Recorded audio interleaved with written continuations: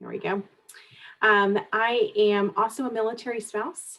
So my husband currently serves in the Air Force.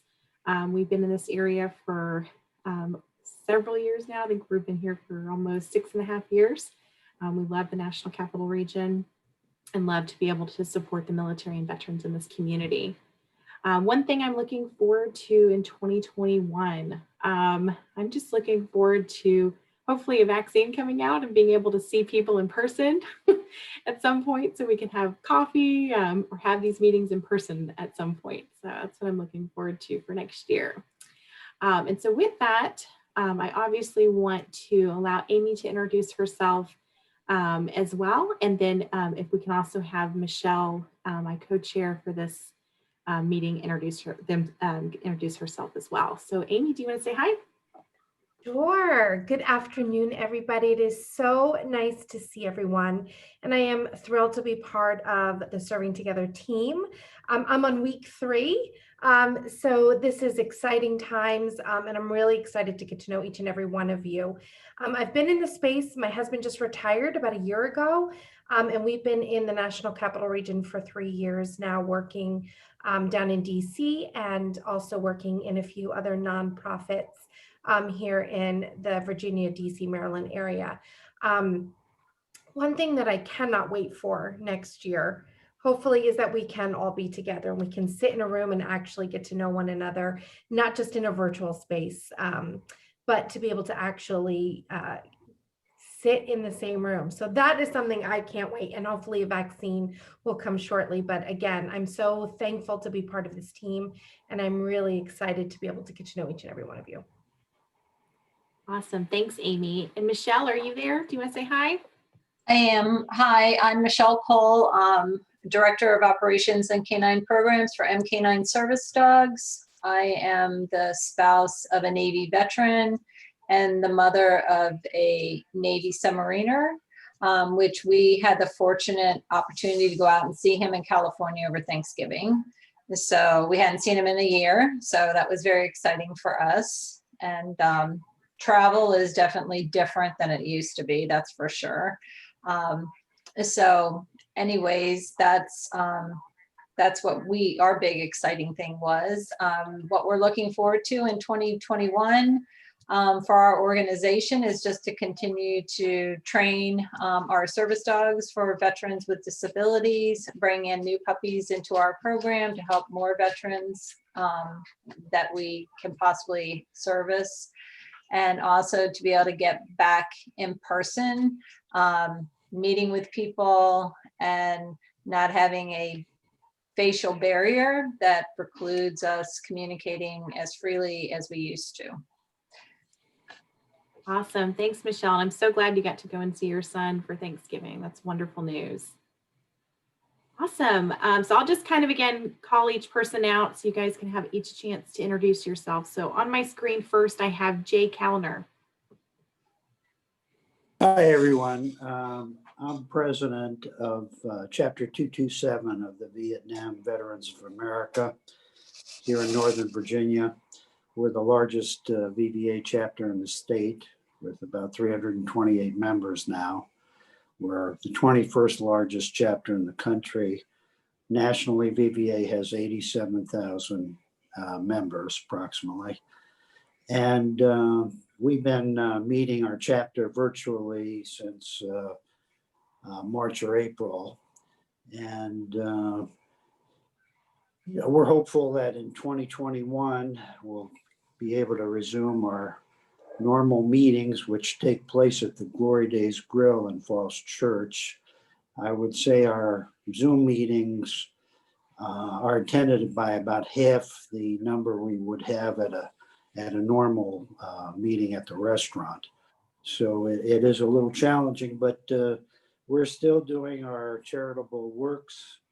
We're assisting financially a lot of needy veterans, mostly lately with rent payments that are overdue, or car payments that are overdue. The financial needs, as you might expect, are really growing exponentially during the pandemic and the economic crisis. So we're fortunate to be fairly flush with financial resources. We've got some really generous benefactors who've given us tens of thousands of dollars, which we try to use to meet the needs of these vets in need. And we're not only helping Vietnam veterans, but those from the more recent conflicts, Afghanistan and Iraq. As our credo is, never again will one generation of veterans abandon another. That arose because when we came back from Vietnam, we were not treated very well. And we decided to make sure that when we organized, we wouldn't let the same fate happen to newer veterans. So that's what we're all about. Awesome. Thank you, Jay. Mallory. Hi, everybody. My name is Mallory Lass, and I am the outreach manager for the Stephen A. Cohen Military Family Clinic at Easter Seals. I am also an Air Force veteran, so I'm very passionate about our mission at the clinic. Our clinic serves all of Maryland, DC, Virginia, and now West Virginia with mental health services. We will treat anybody in the entire military and veteran community. So that includes active service members, veterans of any era or any discharge, family as defined by them. And we offer individual counseling, couples counseling, family counseling, and child and adolescent counseling. In addition to our counseling services, we also offer a plethora of wellness programs and offerings such as yoga, creative writing, and other fun workshops that I'll be glad to share with you guys, our upcoming events.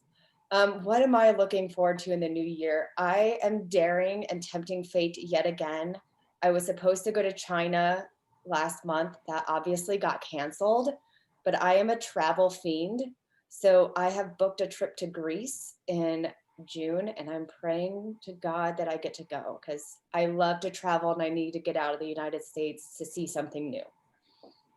So thank you, everybody. I love that, Mallory. I'm going to be praying right alongside you that you get to go so I can vicariously live through you when you send pictures out. That's awesome. Mary Santini. Hey, hi everyone. I'm Mary Santini with American Red Cross.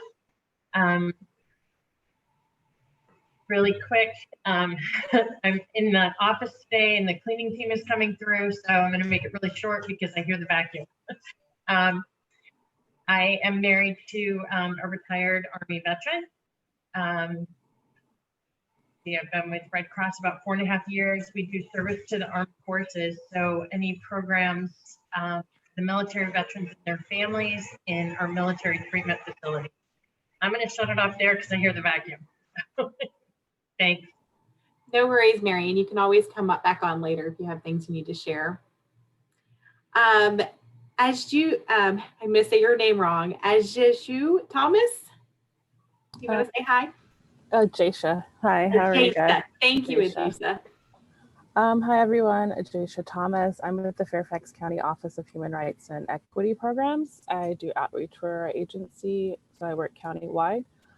For any of you guys who live in Fairfax County, our office is here to be a resource for you. I'll be presenting later, so I won't go into details, but I'm an Army brat. My family's originally from North Carolina. I grew up in military bases across the country, graduated from Fort Campbell High School, so I love my military families.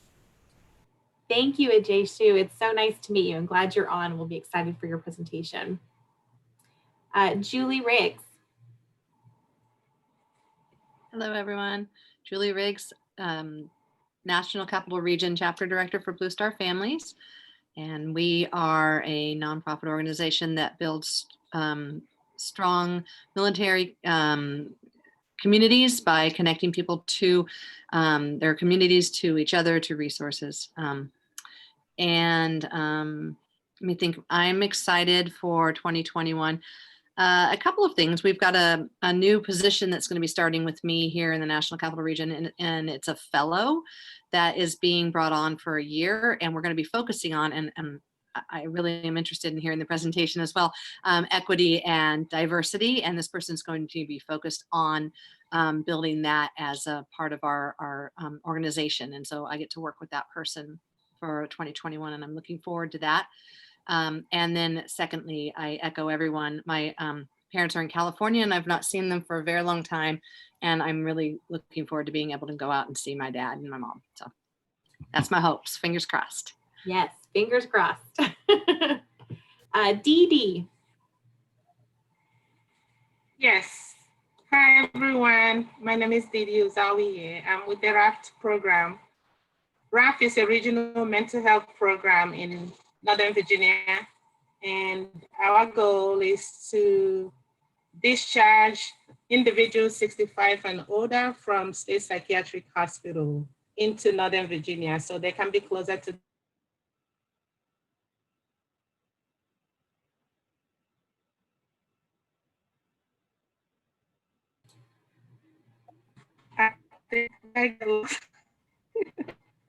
Uh-oh, you guys hear me? Yeah, I can hear you now. Oh, I'm so sorry. Technical. Okay. I'm with RAFT. I don't know what you guys heard so far. We are mental health program in Northern Virginia area, discharging individuals 65 and older from state hospital to Northern Virginia, where they can be closer to their families. So our clients are mainly in the nursing home and assisted living. We provide case management, therapy, consultation, psychiatric services. We have a psychiatrist on our team. So just monitoring individual symptoms, whether it's depression, schizophrenia, bipolar, you name it. Our clients are also, some of them are retired veterans, some of them are spouse from veterans. So we have a variety of, military folks in our department. People are really trying to help as much as we could because those are the individuals that are really underserved. And a lot of time they don't have any services. So our program is trying to reach out as much as possible to assist them. So that's what we're doing. We're actually doing majority of our work now virtually because of COVID. As you guys know, that spike in cases. So some of the nursing home and assisted living are back on lockdown temporarily. So hopefully in the next few weeks, things will open up. So a lot of our admission folks are still waiting. They are anxious to get out of state hospital. So we're working with the hospital to kind of work with them, to educate them. It's actually safe for them to be where they are before we can bring them out. So that's what we're doing. And we also started something on trauma-informed care that we're working on. So I'm actually on that and looking into microaggression, different things like that. So that's coming up next year. We're gonna be expanding on that and some training. So Chrissy, I'm sure you will talk about collaboration we're doing later on. So that's who I am. Thank you. Thank you, Dee Dee. And absolutely, I'll be sure to mention that later when we do the announcements and about upcoming events. Priya. Hi all. I hope everyone had a good Thanksgiving. I'm Priya Jindal. I'm the founder of NextPat. We're focused on cultural transition and culture fit. So really looking at things like when you're transitioning from military to civilian life and how you navigate that first 90 days on a new job. We do other things as well within that space, including returning from overseas deployments and re-navigating culture, et cetera. So yeah, that's where I am with respect to 2021. I'm still a foreign service officer, so I'm a military brat now working for the government separately. So I will be PCSing, and like Mallory, I'm ready to travel again. Awesome. Where will you be PCSing to? Mongolia. Mongolia. Wow, amazing. Well, best of luck to you on that. Awesome. Raisa. Hi, I am the Veterans Case Manager at Brain Injury Services. The services we specialize in providing services to individuals with brain injury, whether that be a stroke or a traumatic brain injury, or any kind of lesion to the brain. And we provide counseling services, case management, vocational rehab services, occupational therapy, as well as some financial services as well. To again, anybody that has a history of brain injury, and I specifically work with the veteran population in the Northern Virginia area. I am a veteran myself. I served for 5 years in the United States Army. My husband is currently active duty. And I am looking forward to being able to see family next year, hopefully soon. Yes, fingers crossed on that. Nieti. Hi, everyone. I'm Nieti Dokai. I'm a professor at George Mason University, and I'm the program director for our College of Visual and Performing Arts' Veterans in the Arts Initiative, which provides arts programming for veterans, service members, their families, and military caregivers. We've been virtual, like so many of you, since March, and we've provided guitar workshops, ukulele workshops, visual art workshops, songwriting for military children, as well as a Veterans Day concert that just passed last month. And so that is what we do. And as for things that I am looking forward to, I cannot wait to see family again either. I really miss my family, and I have started sending them all kinds of packages just because I miss them so much and I wish I could be with them. So instead I send them things right now. It's a hard time for sure, but hopefully next year we'll be looking forward to being closer to people and getting to see them in person for sure. David Benhoff, are you there?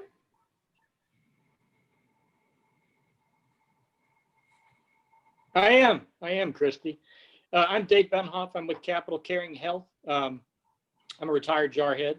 Don't hold it against me. And what I'm looking forward to for 2021, one of your speakers today, Dr. Antoine Chaver, is doing amazing things for veterans with PTSD, TBI, chronic pain. The list goes on. And I've seen personally just the absolutely amazing results that he gets. And I'm just excited. He's really going full force this year in this area, and really looking forward to seeing what he does to help our veterans. Awesome. Thanks, David. And we're excited to have Dr. Chaver. How do you say it? Chevalier. Chevalier. Chevalier. I got it. Chevalier. Dr. Chevalier, would you like to briefly introduce yourself? I know you're going to have a presentation in a minute. Would love for you to introduce yourself. Sure. Yeah, my name is Dr. Antoine Chaver. I do functional medicine, so no drugs, no surgeries. I developed my own protocols. I'm a naturopathic doctor. I have 2 PhDs. I'm working on my 3rd PhD right now on the brain. Created a brand new therapy called brain therapy. The scientific term is Neurological Integrative Therapy, NIT. Right now we have 96 functional MRI that proves that what we do increase neural plasticity and connectivity in the brain by more than 70% in some cases, and it does not come back. I think that's the big innovation there. Typically what it takes about 2 to 3 days of treatment. And I usually take a homeless, suicidal, PTSD, drug addict, TBI, concussion, chronic pain veteran. And in about 2 to 3 days of treatment, they are back to functionality. So then I usually work with a nonprofit, and we can help them fill up an application for a job, and they're able to keep it because they are mentally and physically functional again. And so they're able to get out of a homelessness cycle of despair.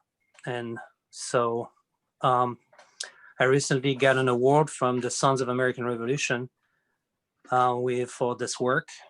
I'm extremely passionate about this. Into 2020, it's my goal that I want to do this for the rest of my life. And I'm very research oriented. So we would love to have a functional MRI study where we can scan their brain before and after, and we can publish it. and then I can teach what I do can be taught to others. So. Awesome. Thank you. And looking forward to hearing more about that shortly. Sure. Dina San Juan.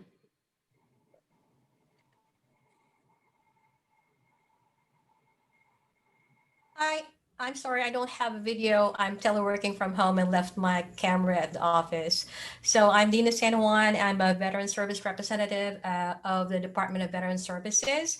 I work at our Fairfax office. I am not a veteran, but I've been working with veterans since I graduated from college, which is quite a while back. And we have 34 offices for Department of Veteran Services for the whole of Virginia. We're a state organization. And what we do is we help veterans file claims to the VA. I am on the benefits side, and that's what I do. And what am I looking forward to 2021? I just hope and pray that everything will return back to normal slowly, and that we'll be able to visit relatives and friends and go travel abroad. Absolutely. I want to travel abroad too. I want to reschedule my trip to Mexico. It's going to happen, I promise. One day. I was gonna attend a wedding at Cancun, but yeah. Oh, Cancun would be so nice. Yeah. I know. Dana Jones, are you there?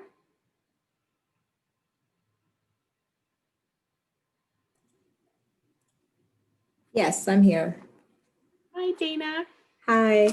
So I am Dr. Dana Jones Meggett, and I am the new Veterans Coordinator for Employee Prince George's. And what we do there, we help veterans get jobs. So in any type of, whether it's resume writing, interviewing skills, dressing for success, and all those different types of things, sort of similar to what we did on active duty when we were transitioning out, but we continue once you are out to do those same sort of things and, get the, yeah. And so also wanted to say that I am a veteran myself. I served in the United States Air Force for 22 years.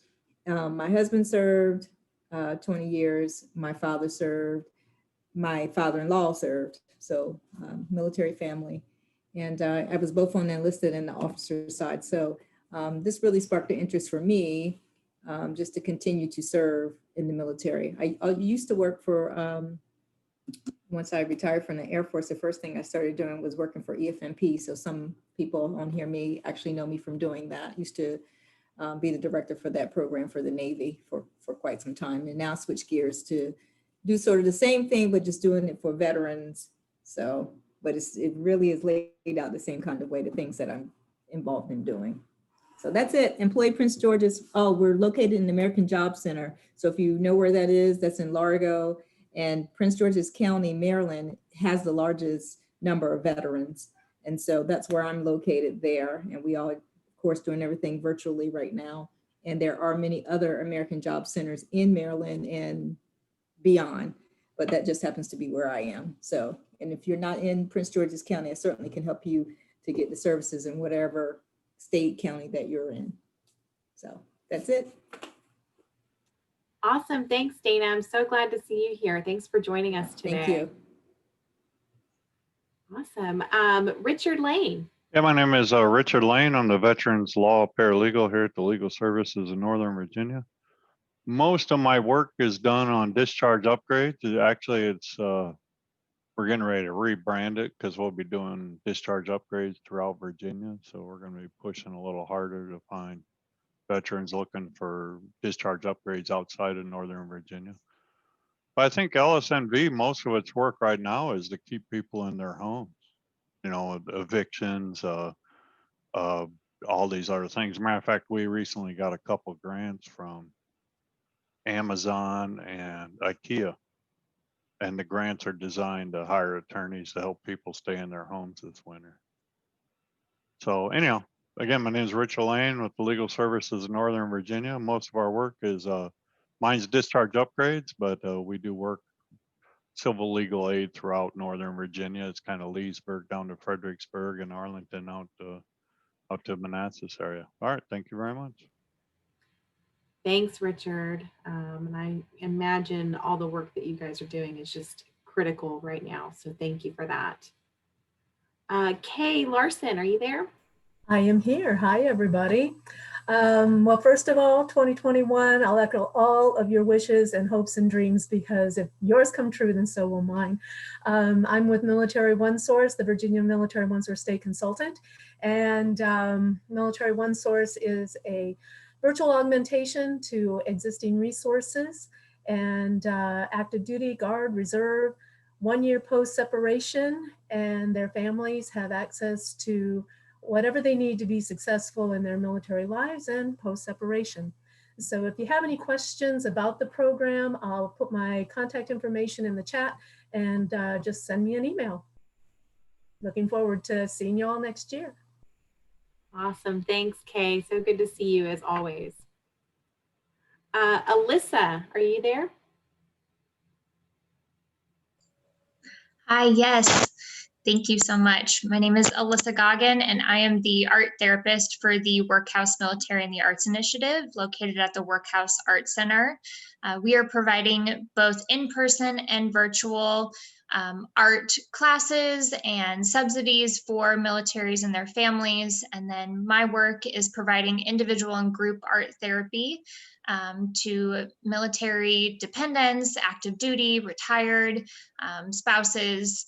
And then we also provide a weekly open studio that's happening in person every Saturday at our Workhouse campus. And I will provide my information in the chat if you have any questions about what else we offer.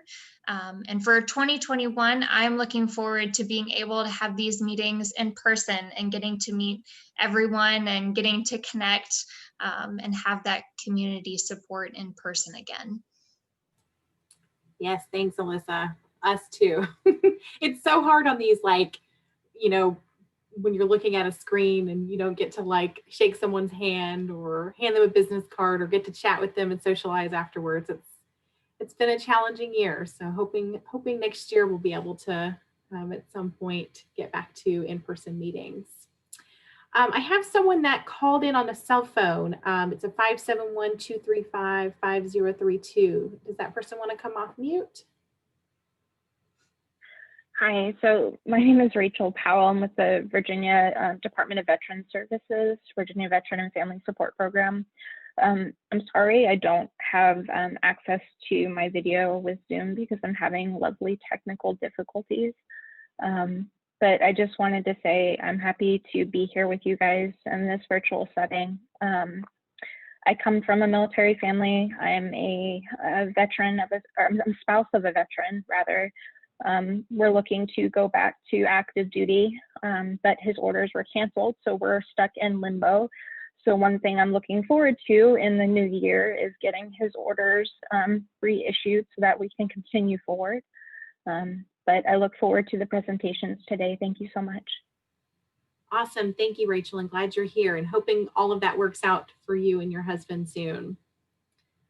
Thank you. And I've seen a couple of things come in on the chat as well. You know, feel free to share your contact information in the chat. I love that Dana mentioned that she's also looking forward to traveling next year. And she went to Dubai in March. And when everything was about to shut down. So crazy, but hopefully, yes, you guys will be able to get to travel back overseas and other places this year at some point. With that, want to kind of start kicking off our presentations today. So I think we'll start with Ms. Thomas, if you'd like to go first and kind of give us an overview. Do you want to share your screen? Oh, I think you're on mute. Yeah, sure. Oh, sorry. there you go. Let's start share from the beginning. Okay, so as I mentioned earlier, nice to meet you all. Thank you guys for having me. I appreciate being the opportunity to speak with you all today. So I'm with the Fairfax County Office of Human Rights and Equity Programs. And so what is OREP? That's our acronym, right? So we enforce the county's Human Rights Ordinance and the Fairfax County Fair Housing Act. These two items used to be just under Fairfax County Human Rights Ordinance, so the Housing Act did, but the board voted in September to separate them when they voted to update the ordinance in accordance with state law that was passed and went into effect July 1st. So our mission is to promote justice, equal opportunity, diversity, and inclusiveness by protecting the civil rights of all of Fairfax County. Our office, we receive and investigate complaints filed by anyone who believes they have been discriminated against in the county. So basically in the areas of employment, housing, public accommodations, credit, private education. And as you can see, there's a list of different protected classes, as we call them: race, color, sex and sexual orientation, which I'll go into later. And also our office administers the county's equal employment enforcement program, and that's our equity programs division. So some people get confused, like when we say equity, that we're talking about like the One Fairfax initiative, but our office, that's completely separate. That's with the county exec. That's Carla Bruce. She's our chief equity officer for the county. And our equity program division is focused on essentially, like if people apply to the county and they feel that they were discriminated against, for jobs, or if they like go to accounting services and they can receive translation services, they want to file a complaint, that's their equity programs division. Next slide. So when it comes to housing, who is protected? As I mentioned previously in the previous slide, these are some of the protected classes. We have the federal protected classes: race, color, national origin, religion, sex, disability, familial status. And then with the county, we have elderliness, which is 55 and up, marital status, and then the new protected classes that went into effect July 1st, because the Virginia Values Act, I'm not sure if you guys are familiar with that name. I bolded those: that sexual orientation, gender identity, veteran status, and source of funds. So some brief descriptions of what those mean, what race is considered, color for skin tone, religion, self-explanatory, sex, gender, national origin, familial status, and people are not aware of that. That means like if you have kids under 18 living with you, or if you're a pregnant woman. Disability, that covers physical or mental disabilities, for just so people are aware of that. And then the new protected class is veteran status. So a person who served in the active duty military, their naval or air service, and who has been discharged or released under conditions other than dishonorable. And source of funds.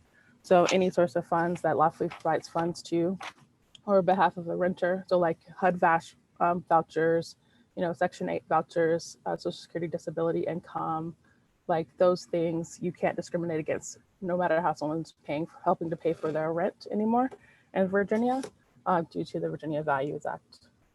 Also, sexual orientation is a protected class now, thanks to the Virginia Values Act, and gender identity. So I don't know if this will show, but these are, I'll just show the first one. Accents video is something that was created years ago. I don't know if you guys have seen this PSA. Are you able to see the video? I just clicked on it.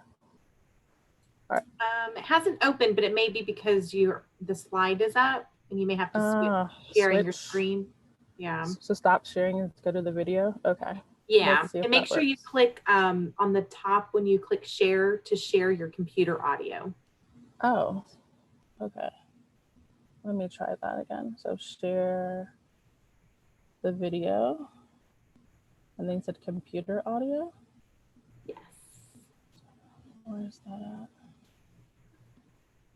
It should have been when you were clicking on the screen that you were going to share, there should have been an option either at the top or the bottom that says share the audio. Share computer audio. Okay, thank you. Hopefully that works. So let's play this accent video. Hello. Yes, can I ask a few questions about the apartment on Park Street? What was your name? My name is Juan Hernandez. It's been rented. Oh, it's gone. Hello, my name is Sanjay Kumar. I am calling about the apartment on Park Street. It's not available. Not available? Hello, my name is Tyrone Washington. I'm calling about the apartment on Park Street. Just been rented. Hello, I am Chen Ling. My name is Khalid bin Ali. I'm Tuan Vo. Hello, my name is Moshe Goldberg. I use a wheelchair. It's gone. Not available. All right. Thank you. Yes, hello, my name is Graham Wellington. I'm calling about the apartment for rent on Park Street. Is that still available? Yes, it is. Oh, it is? Yes. Really? Housing discrimination is illegal. If you think you've been a victim because of your race, color, national origin, sex, religion, disability, or family status, call us. Fair housing. It's not an option. It's the law. So that's one of my favorite PSAs. I'll stop sharing that and go back to the slideshow. Oh, sorry, share that one. I won't share the Newsday one, but last year, Newsday, they did a 3-year investigation. Okay, can you hear me? Sorry. Yeah, we can hear you. Okay, computer audio, sorry. Thank you. So I won't share that one because it's a longer video, but Newsday, they did a 3-year investigation on Long Island of discriminatory practices by real estate agents, how they were steering people to certain neighborhoods based upon their race and ethnicity and assuming things about how they're going to pay things. It's a really good example that, we were 50 years past the Fair Housing Act being enacted after the assassination of Dr. Martin Luther King Jr. And so we still have discrimination very rampant in our community, and it's up to all of us to be vigilant about, making sure that we stamp that out no matter where we live. So I'll share that link in the link. But essentially when it comes to fair housing, covered people are, practically anyone who's engaged in real estate related transactions. It covers private and public housing. There are some exceptions. And then you can't have discriminatory advertising, right? So we did a ad campaign. I don't know if you guys saw it at different bus stops around the county and on the back of the Fairfax County Connector buses and inside them as well. Just doing a fair housing ad campaign that we got some HUD funds for last year, and it kind of went into this year because some things got left up. But essentially our ad was no Blacks, no women, no Latinos, it was in your face. It was a copy that we got from the Fair Housing Alliance. So we used that advertising because we thought it'd be very impactful for people, just trying to make people aware of you can't say those things, right? So what constitutes discrimination in the sale or rental of housing, refusal to rent or sell, refuse to negotiate, and different other terms. Falsely denying that housing is available, as you saw in the accent video, where the guy was just calling using different accents and names, and just people being biased, right? So as I mentioned earlier, prohibited activities are steering people to certain neighborhoods, or in a certain apartment complex, people can be steered to oh, we're going to put all the families in this building, or we're going to put all the veterans in this building, or we put all the military families over in this neighborhood too. That's steering and that's illegal. If you can afford to live somewhere, you should be able to live there, right? And refusal to make or allow residents to make reasonable accommodations to a dwelling or changes we talk about adding handlebars in the shower, if we need opening for, a wheelchair for entranceway. Also if you need a service to be provided with you, or waiving that fee for the resident. These are things that people can request. And if it's, not, what do they call the term they use? It's not an undue burden on the housing provider, then it should be made. And sometimes the cost will have to be something that the resident will have to take up on their own. So here's some of the fair housing laws that protect against discriminatory practices: the Federal Fair Housing Act, the Equal Credit Opportunity Act, Fairfax County Fair Housing Act, and the Virginia Fair Housing Law. And so why do we say this is important? Because as we all know, where you live matters. It's determines your access to jobs, schools, where your kids go, your safety and your environment. It all, where you live just has a huge impact on your quality of life and the opportunities that you're able to access. And so going into employment discrimination, that's another big thing that we investigate. A lot of our complaints that come into the office are employment discrimination related, from my understanding, talking to different staff. So that's unfair treatment based because of your different protected classes. As you see, with employment discrimination, the age is 40 or older. And so that's a difference from housing, where it's 55 and older. And we have the new protected classes of sexual orientation, gender identity, veteran status as well, that went into effect on July 1st here in Virginia. And that's denial of a reasonable workplace accommodation that you need because of your religious beliefs or disability. Some people need, a standing desk. And so if you ask for one, I guess depending on your company, have a doctor's note and you need one. and you put that request in to your supervisor, your office. That could be workplace discrimination. Oh, how do I go back? Sorry. Harassment is illegal. That's, racial or sexual harassment. That's also legal in housing as well, in your workplace, because you're supposed to be able to work free in an environment free of discrimination and harassment. And also retaliation is against the law. So basically, if you file a complaint or you participate in an investigation of a complaint filed by your coworker or something, and you're retaliated against, that's against the law, and that'd be a reason to file another complaint for discrimination in employment. And some of the federal protections, the different laws, Title VII of the Civil Rights Act, and those are the different protected classes: Age Discrimination Employment Act, Equal Pay Act, ADA, Genetic Information Non-Discrimination, and of course, we already talked about retaliation. Local protections, so as I mentioned, the ordinance was updated and split into two. So that covers employment, and you see the different protected classes that are for regards to employment. And I highlighted again, bolded the new ones: gender identity, sexual orientation, veteran status. And then ADA, when it comes to employment, is making sure the rights of people with individual disabilities are protected in the areas of employment: public services, public accommodations, communications, and transportation. And when it comes to the workplace, that's when you're with regard to any term, condition, or privilege of employment. Like if you need a accommodation when you're applying for a job, they ask you that, you can request that as well. And so that's an application process, job performance, benefits, and privileges you can't be discriminated against because of your disability. Kind of went over that as well. A big thing is reasonable accommodation does not include personal items such as hearing aids and eyeglasses. FYI for folks, that's not a standing desk. We kind of talked about workplace harassment, but that's the definition there. It's any unwelcome verbal or physical contact based on one of the protected bases that is offensive as to alter conditions of the victim's employment. So you can file a complaint if you feel like you've been harassed. And who is considered an employer? Private employer with 4 or more employees, employment agencies, labor organization operating Fairfax County, and of course the Fairfax County government. As I said, our equity programs division is focused on not investigating the agency, but focused on complaints that come against Fairfax County, right? Employees who may file a complaint against their bosses here. So when it comes to filing a complaint, you typically have 365 days from the date of the alleged discrimination to file a complaint with our office. Everything's at no cost. So you can call our office. We have a web form as well on our website, the questionnaire form, but a complaint is not considered filed until it's received by the agency, date and stamp filed, and you sign it, right? That begins the official filing. And I always tell people our office is not on the side of the complainant or the respondent in any case.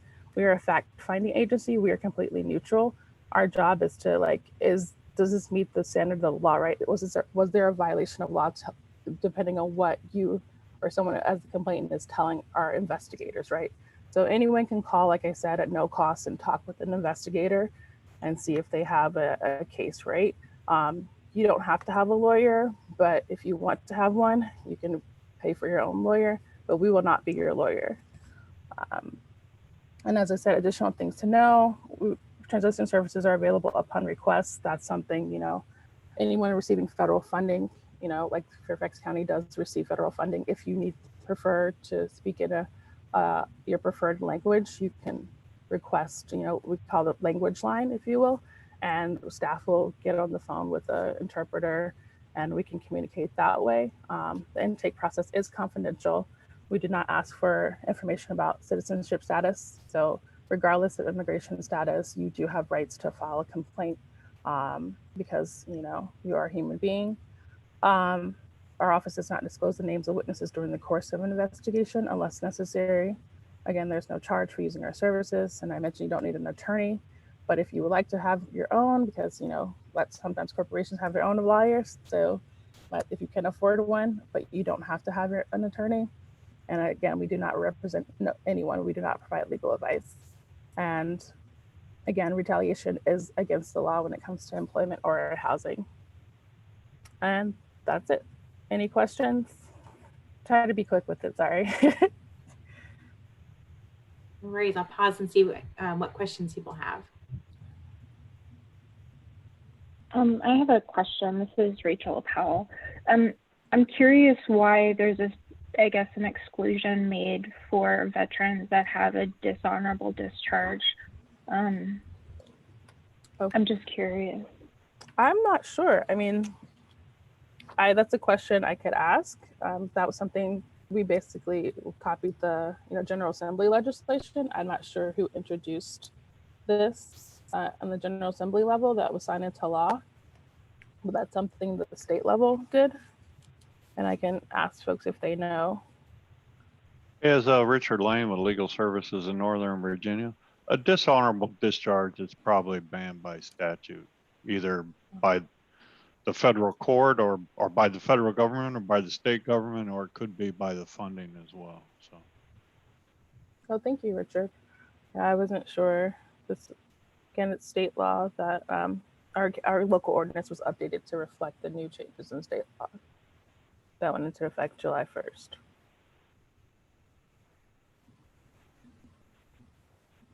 Any other questions? So kind of what, can you explain, kind of what, if someone does have a case that gets investigated through your office, like what happens to an employer, if they are determined to be, violating, these laws, is there, obviously they would probably need to get a lawyer to go through that, but what happens through your office with the investigators, in terms of the outcomes with this? From my understanding of the process, like employers can either pay a fine sometimes, or sometimes things are just worked out through mediation process. Some folks were just like, I just want to see a change in policy at my workplace. And so that can be happening. Some people just don't want the money right from that. And so that's what, from my understanding, talking to different investigators typically happens. Either it's worked out in mediation, because we do offer that if people want to go that route. And then sometimes employers are fined or housing providers are fined for their violations of the law. And then they're also sometimes required part of that to get more additional training for their staff to make sure that they're not harassing people, or, a further awareness of what the law is to meet the requirements of the reconciliation. Thank you, that's helpful. Okay, I can share it, yeah. Sorry, I'm reading the chat. Yeah, if you can send it to me, I can send it in the follow-up notes. Okay, cool. That would be great. Awesome. Well, thank you so much for coming out this afternoon and sharing more about this. I think it's very relevant for current times. I know that we're having conversations even within my organization about DEI, but also, just, in terms of diversity, equity, and inclusion, and how we can support our clients. And many of us are working with clients every day that may be struggling with housing issues, that may be struggling with employment, and more. So knowing that this is a good resource that they can turn to if they do believe that they have been discriminated against in some way. So thank you so much for coming out. Thank you. I appreciate it. Awesome. Well, I want to now turn it over to Dr. Antoine Chaver, if he is available for him to provide more of information about his work. Hello, how are you? Good. Good. So,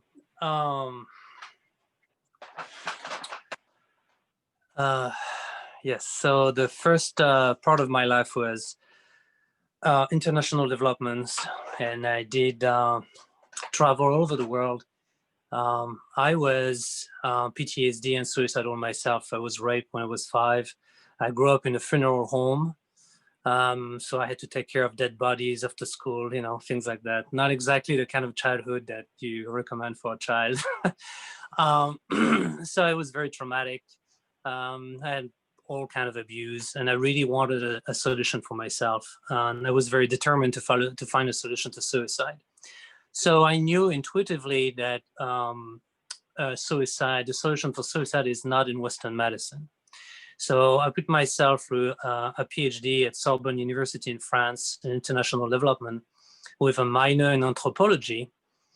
And then I will study Aborigines, people from different culture and how they heal themselves. So I did the PhD in Zimbabwe, close to South Africa, and then I started working in Mozambique and Thailand and Brazil. And then I had this kind of awakening a little bit, and then I ended up in the US. I married an American woman. We started a business, alternative medicine, and I got hired at the executive office of the President of the United States here in Washington, D.C. In 2001 to provide functional medicine services at the White House Athletic Center at OMB. Since then, that became my direction in life. So I did a second PhD to become a naturopathic doctor at Clayton College, and I'm doing a third one right now with a College of Natural Health in Indianapolis. And all of this journey, I used everything I could and to help myself, and I used myself as a testing lab. And finally, age 40, I got rid of it. I finally found this modality that I would call a cognitive behavioral therapy. And so this cognitive behavioral therapy has the ability to go very deep in the mind, and really the person has to take responsibility. It's not hypnosis. It's very, very different from what people are used to. And it basically get rid of it, and it does not come back. So I was, with a scientific approach, I was very curious, and I tested this method for years. And I ended up in Japan working with medical doctors and PhD neurosurgeon. Why Japan? Well, Japan has the highest suicidal rate in the world. And they were very interested to know if I could help. And the fact that I'm not using any drugs and I'm not using any surgery, so it's non-invasive, there's absolutely no danger, they were willing to try it out. And so we did, and it worked. And then I was at the clinic, I had access to functional MRI, and so I was interested to see if we could see any change in the brain, and sure enough, we did. And so that was 2019, and I was scheduled to do clinical trial in Japan in March 2020, but then COVID-19 came, and everything got basically canceled. But what I'm doing right now is leverage the scientific work I've done in Japan here in the US, and my passion really is veterans. My dad was a veteran in France. When he came back from the war of Algeria, half of his intestines were damaged, and I had to live with that. And deep down, it's always the little boy who wants to help, your dad, and you can't do it. So you feel like you really want a solution for that. So, but the deep passion really is the Constitution of America. I love America. I'm a patriot, and I really want to focus on those veterans who are sacrificing their lives to protect our freedom of choice. So, right now, like David Benoff was sharing with you, the exciting part of what we do is we take literally a homeless veteran, and he may suffer from, it's going to sound kind of off the chart, but it works. And we have been doing this now for 2-3 years.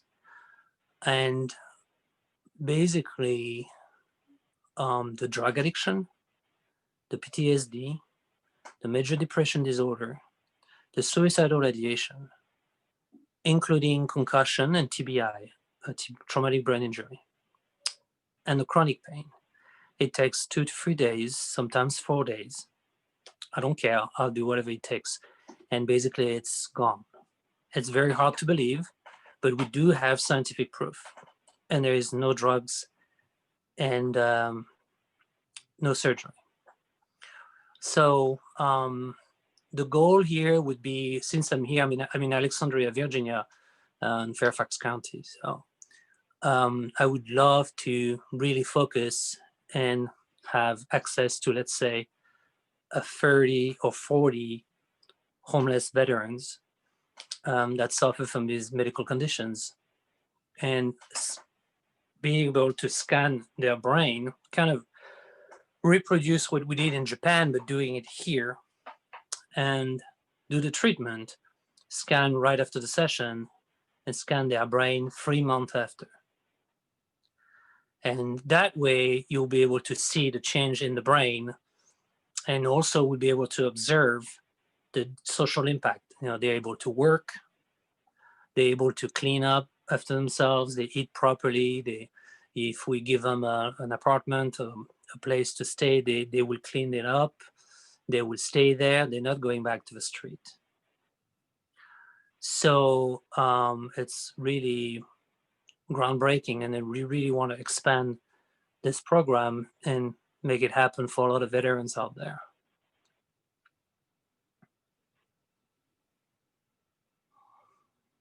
So if you have any questions, just go ahead.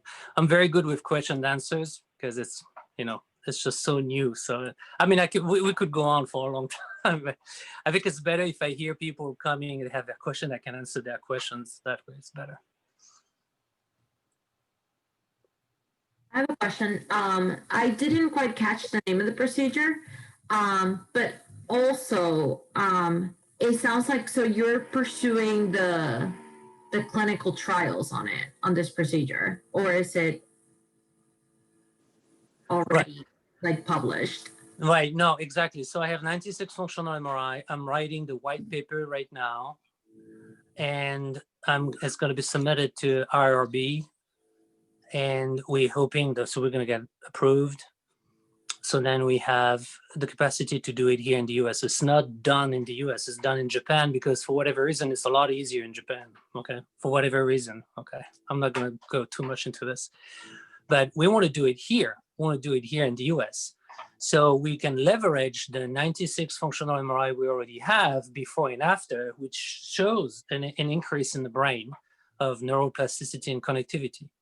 And using that to then be approved for ROB here in the US with medical doctors, and then have access to veterans that are homeless who are really suffering, and treat them, you know, for free, obviously. So what's the name of the procedure again? So it's brand new. So the scientific term is Neurological Integrative Therapy, NIT. But for the layperson, and I call it brain therapy. Okay. So we have cases where people have tremors because of concussion, for example, and then after the session, the tremors are gone. You know, things like that. During the session, and I'd like to. Can I jump in, Antoine? Yeah. Oh, yeah, please. Yes. So sorry. Hey, this is Dave Benhoff. So I just want to give some personalized examples that I have seen. Early on, when I met Dr. Chevalier, I actually traveled with him down to Portsmouth Naval Hospital, and the veteran that he helped was a sailor, obviously. He had probably, I think it was 8 months prior, he had attempted suicide, tried to drown himself, throwing himself into the sea. Right. And since that time, he had been sedated and doped up on massive amounts of antipsychotics, to the point where he was basically just sitting there staring into space, did not recognize his mother. And there was no hope for this kid. Flash forward 3 weeks after Dr. Chevalier went down there and treated him, and I met him and his mom out in town at a Starbucks with the doctor, and you would never have known he was just as articulate and steady. And we sat there for a couple hours and had a conversation. His mother was just overjoyed. And I've seen that with many veterans that he's worked with. And one of the things that he worked on me with was Electro Acupuncture for pain. And it is it's nothing short of miraculous, and he combines all these different approaches depending on the needs of the veteran. And anyway, I just thought I'd throw in there my personal observations. Sorry about that. Go ahead. Sure. No, please. Absolutely. Thank you.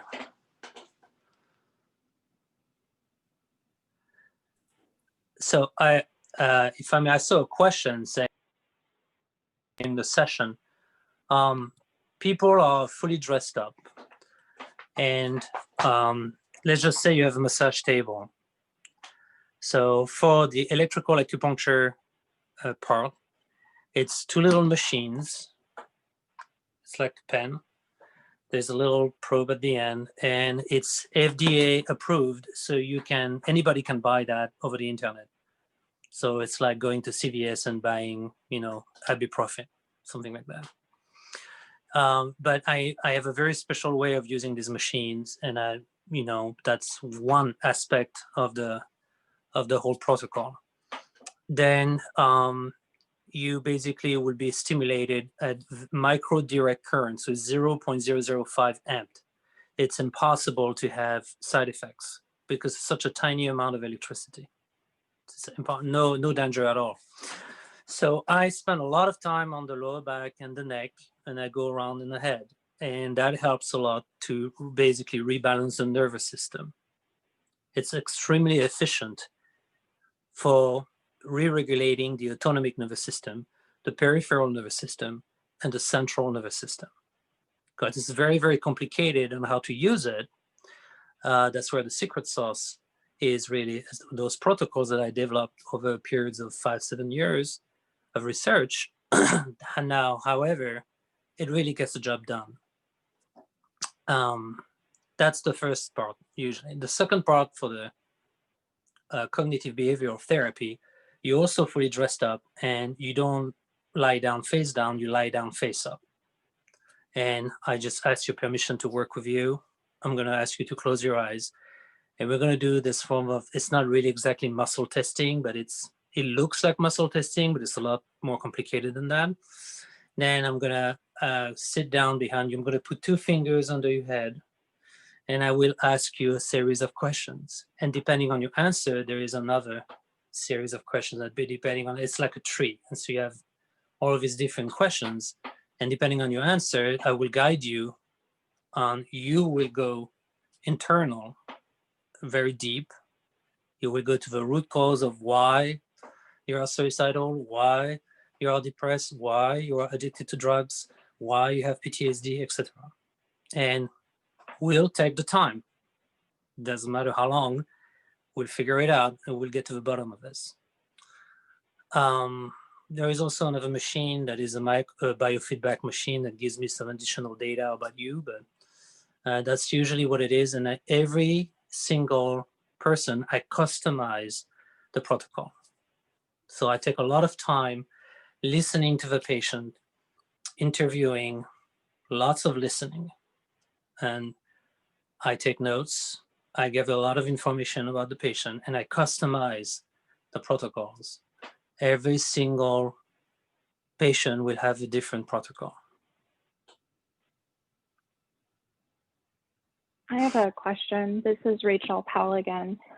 So some of this kind of reminds me of TMS therapy. What is, I guess, the similarities or the differences between them? So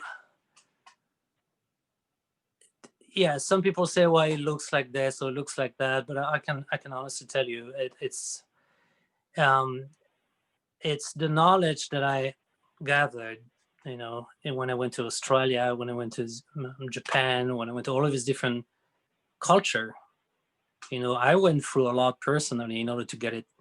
And it's very, very deep. Okay, this is totally different from the other modalities. I mean, I'm very familiar with either ETF or EMDR, or hypnosis, and all of these different modalities.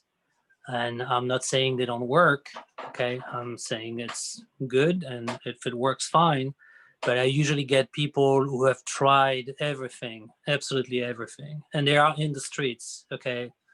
And they tell me, whatever you do, doc, just do it, because tomorrow, I'm considering killing myself, right? So, and we do it and it works. Okay, so, but, and I'm also a minister. Okay, so we can access them, as a minister, which actually helps, sometimes. So we can do it from the medical point of view, the scientific point of view, but also on the spiritual point of view that way. Because basically use my hands, and, it's cognitive behavioral therapy after that. So, and I designed the protocols like that. So someone who has no medical background, who is willing to learn what I'm doing, can do it. Okay, thank you.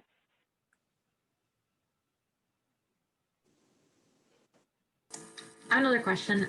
Is there any organization sponsoring this research? In Japan, there is. In India also there is. I was in India. Here in the US, very difficult. Okay. So that's why we have this. We're having this presentation right now in Dubai. I was in Dubai also. It was very successful, very well received in Dubai. In India, very well received. Japan, they loved it. I went to Germany. Germany also. It's a little bit harder in Germany, but still they're waiting on the functional MRI data. But here we just want to do it here so bad. So we need support.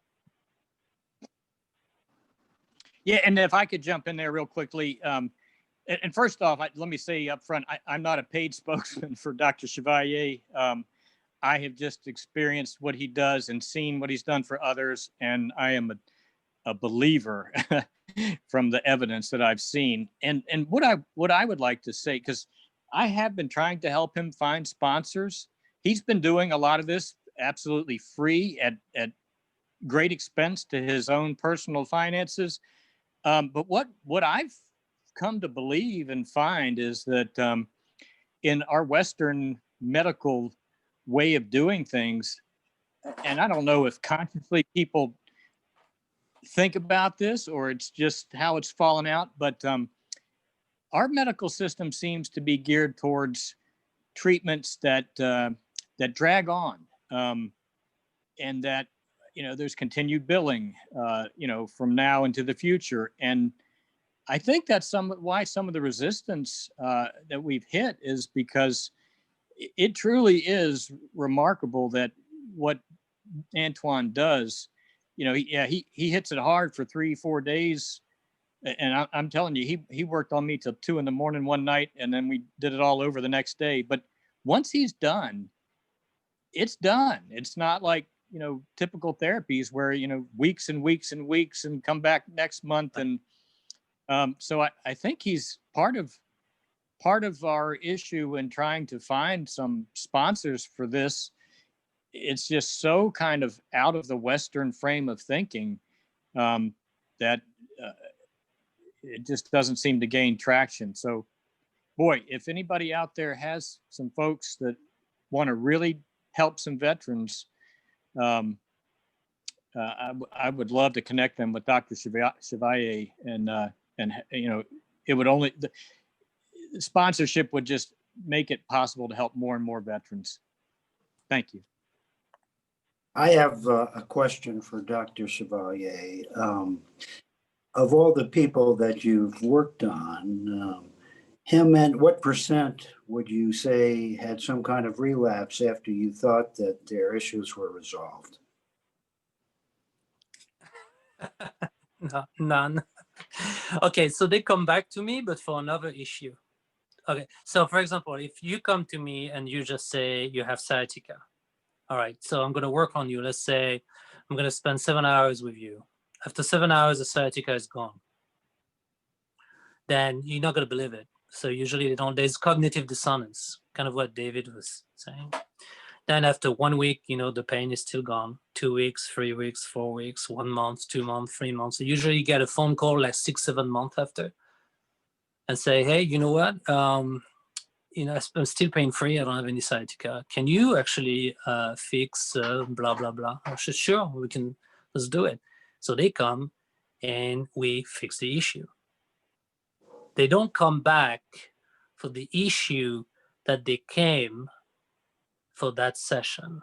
They come back for another issue, or for their loved ones. Usually get the mother, and then the mother brings the kids, and then she has this big moment. Maybe he can fix my husband. So then she brings the husband, and the husband is better. So, and it's it's wonderful. But yeah, no, there is no there's no comeback. Well, one follow-up question. Are there any professional associations in the field that have certified your approach? Well, I just got promoted. I get promoted as Director of Research and Development for Functional Medicine for a private corporation called Mira Scientific. And it's a private lab. It's a lab, blood work, urine lab for physician. So they not only they sponsor what I do, but they chose me as a director for functional medicine department. So yeah, there is that. And then the whole purpose of getting sponsorship and getting support is to raise money so we can pay for the functional MRI we would love to do here in the US with veterans that are suicidal and in pain. And we scan their brain before and after, and we publish it. And once that publication is done, then we will be taken, seriously.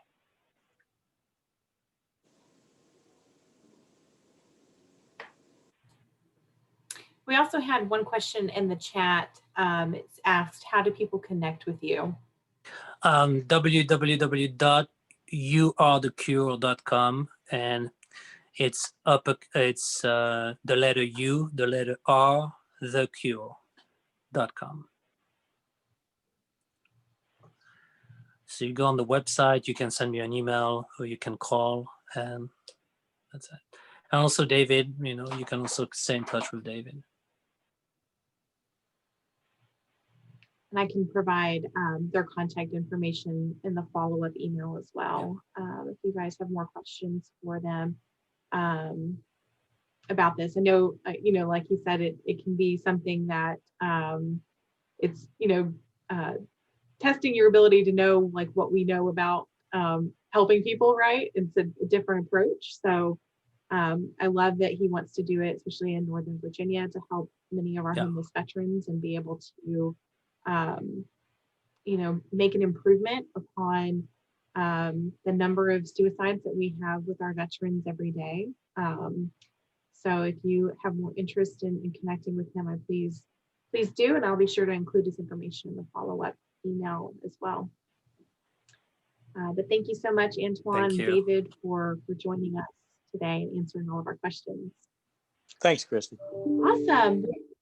Thank you, Christy. Absolutely. Well, with that, I want to allow you guys to share updates, announcements, events that are going on in the community, anything that you guys want us to know about as we are getting ready to wrap up the year and start a new, fresh year.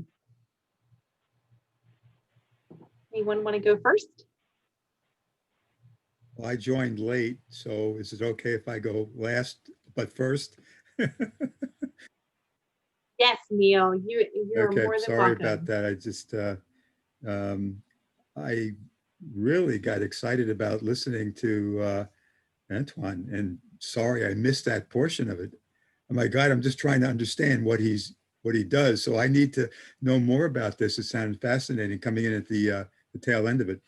But I have part 2 coming up of stress management, mindfulness and stress management this Saturday.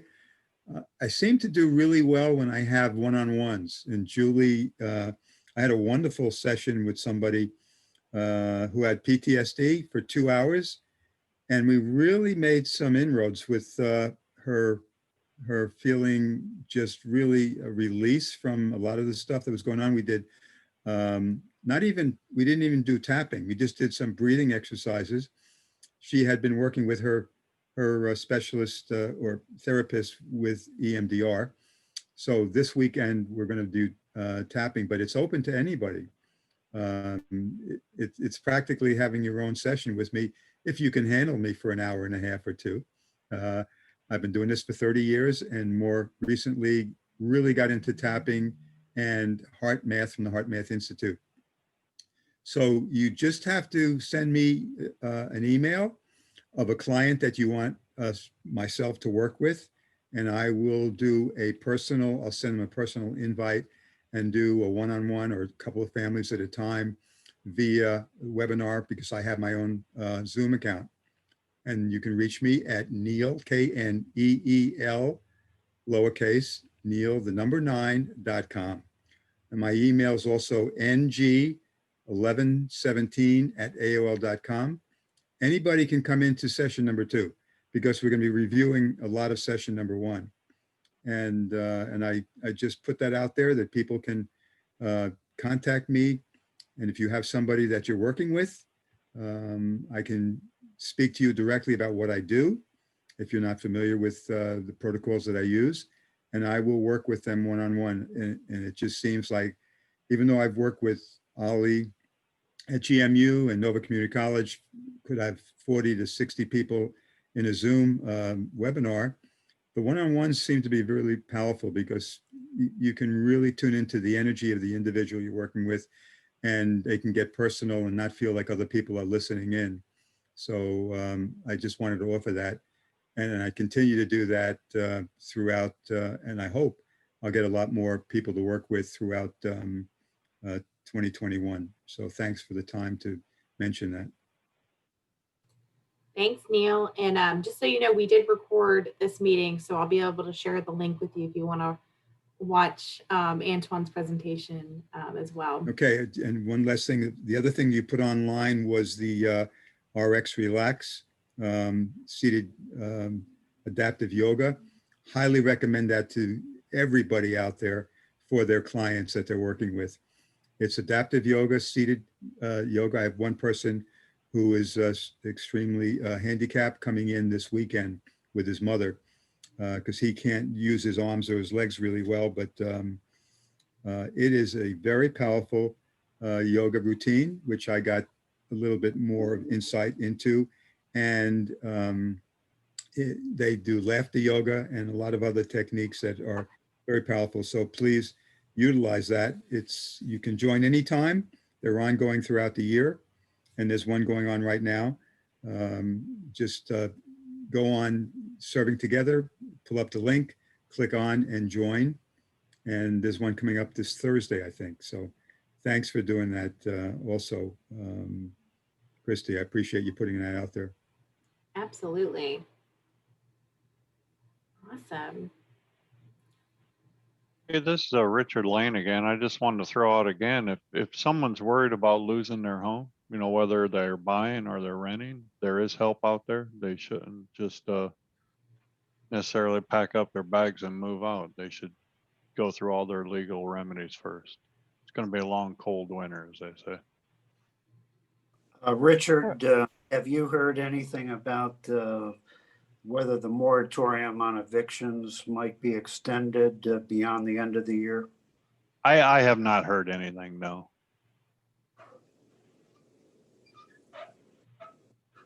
This is Ajayesha again. I'm going to turn on my video. I want to plug for that regard to people who maybe lose their home and need help with a rental assistance or something, a mortgage assistance. So folks can call the coordinated service planning line Monday through Friday, and we have staff that's part of the neighborhood and community services department, and they can help folks. The lines have been busy since the pandemic started, with people needing food assistance and housing assistance, and just trying to connect them with different resources throughout the county. That's their job. And so waits for, I think we're like 20 to 30 minutes on the English and Spanish line, and they have interpreters in multiple languages. They actually hired people throughout this pandemic trying to deal with the volume of folks needing assistance. So I'll put their information in the chat, but they're a good resource as people, like we mentioned earlier, are suffering through this pandemic and need assistance. And the county and other localities are here to help because they did receive, CARES Act funding that, has to be spent by, December if anything's left, right? So if there's anything left, people are trying to spend those now to help with assistance needs. Christy, I got a question. Isn't Operation Homefront still have some openings, some apartments that are still available? I believe so. They do have pretty specific eligibility requirements, but I think that I saw them share it not too long ago that they still had some spaces available. Okay. I agree, Christy. I saw that as well. I wanted to say that we have 2 more of our creative writing workshops for military spouses that will be taking place Thursday, the 3rd, and Thursday, the 17th. I've just put the link on the calendar, or on the calendar, in the chat, so you can go there and register. The focus is for people who have been a military spouse or are currently a military spouse, and we're getting together with creative to do a creative writing workshop with community building artworks to just showcase our voices as military spouses. And then in the new year, our hope is to do something that is like kind of a cumulative event where anybody who's interested would actually do a virtual showcase of our military spouses and having stories told through their own voices. Caregivers are also very welcome to register for these. So I put that in the chat. And that was Blue Star Families, in case you forgot. Thanks, Julie. I also just threw in the chat, and Dee Dee mentioned this earlier, we're supporting an event along with Alzheimer's Association and RAFT called Surviving and Thriving Through the Holidays. And it talks about healthy mind and body during stressful times. It's going to be on December 14th from 10 to 11 a.m. So we'll have a presentation, a little bit about self-care that we'll do from Serving Together in Every Mind. Alzheimer's will be doing some discussion about healthy mind and body. And then RAFT will also be a part of it as well. So if you have anyone that's interested in sharing that with, please do. I just included the link in the chat. But it should be just, about an hour webinar, especially as everybody's starting to prepare for the holidays and keeping their heads and minds clear and good during all of this stressful time and as we approach the holidays. I just want to jump in. That's a good time for me to jump in and share our events as well. At the Cohen Clinic and through Veteran Staffing Network, we are doing a ton.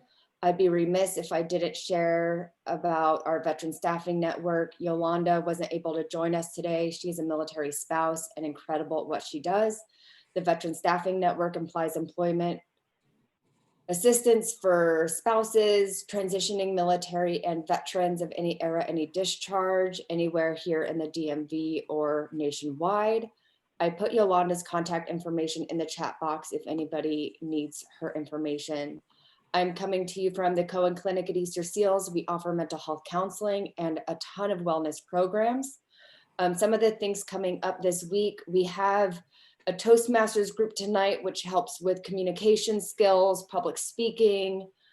We have tomorrow virtual mindfulness and gentle yoga. This is great gentle stretching for anybody, regardless of physical ability or fitness level. All positions can be modified to either be seated on the floor or from a chair. We're doing on the 12th of December, a collage postcard art workshop with Create Art Center.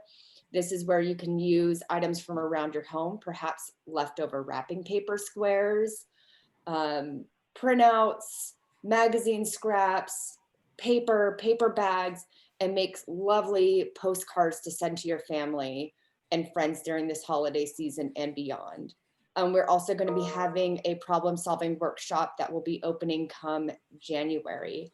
For Veteran Staffing Network, they are resuming their Tuesday talks this Tuesday. This month is going to be Tuesday, December 15th. They're going to have goal setting and designing a resume, as well as they're partnering with programs to offer other opportunities to learn about the entire job and employment process. So again, I'm going to put the website for our clinic and our clinic events. Oops, I put that to you specifically, Christy. I'll put it to everybody. For all those events, I have my contact information and Yolanda's contact information in the chat box. So if you have any questions or if I can be of any assistance or help, please don't hesitate to reach out.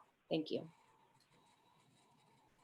Thanks, Mallory. And we're very soon going to be scheduling a mental health first aid workshop with the Cohen Clinic that'll be held virtually. So I think it's going to be coming in January. We're just trying to nail down the date, but we'll keep you guys posted. I have a question about Operation Homefront and the units. What is the best way to contact them for those potential units that they may have available? Christy, do you have Mary's information? Because Kyler's on maternity leave. Is she? I don't, but I can find it. Hold on, I can grab it. I was working with them. Just give me 1 second and I'll do it. Sure, thank you.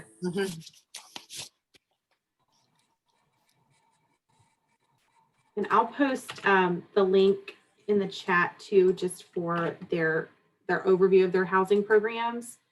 I think the one that they do, they have like transitional housing apartments and transitional housing villages. There's also a couple of other ones that are on there too, but I can't remember which one was the one that's available right now. Thank you, I appreciate it.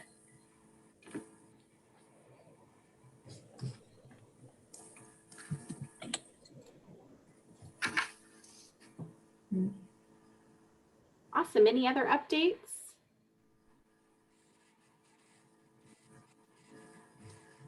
Oh, Jay, I think you're on mute. Sorry. Jay Calliner, VVA Chapter 227. At our next general membership meeting on January 21st, I've invited Tom Grant from Loudoun County to be our featured speaker. If you don't know Tom, he is like a one person serving together for the entire Loudoun County. He does an amazing job of getting VSOs together to help specific cases that come to him. And I've never met anyone quite like him. He does a fantastic job. I guess you probably deal with him a lot, don't you, Christy? Yes, absolutely. Love Tom. We have him in the network, and we also obviously really closely tied to him through the CVEB that's in Loudoun County. And yeah, all the work that he does to help arrange, sending out needs to the veteran service organizations to help veterans in the county is just phenomenal. I wish more counties had a Tom Grant. But I'm glad to hear that he'll be presenting next month. That's awesome. Jay, I'd love to be able to attend that meeting if it's open to everyone. What would be, how can I reach you or sign up for it? I'll give you my email address and send me an email. I'll make sure you get the Zoom logon information. All right, thank you. And mention in your email, your organization and everything. Okay. Awesome. Well, I think that's everything. So as I mentioned, Amy Stoddard will be the Northern Virginia Program Manager. So she'll be your contact for Northern Virginia moving forward. So excited to have her on the team. So she will be getting everything prepared for the next meeting in February. I believe we will be starting to hopefully do some surveys and things like that in February as well to get feedback from you all on the status of these meetings, how the time works, how is every other month still appropriate? Is there different things you'd like to see from these meetings or different presenters or training opportunities or whatever we can do to make these the most useful use of your time. So Amy will be kind of leading up that charge moving forward and getting feedback from you all. And yeah, planning out these meetings with Michelle next year. So I think currently the schedule should be February 2nd for the next meeting in 2021. from 1 to 3 p.m., but we'll keep you posted if there's anything changes. And obviously Amy will be getting all of the information sent out to you in terms of the follow-up for this meeting and then preparation for the next meeting.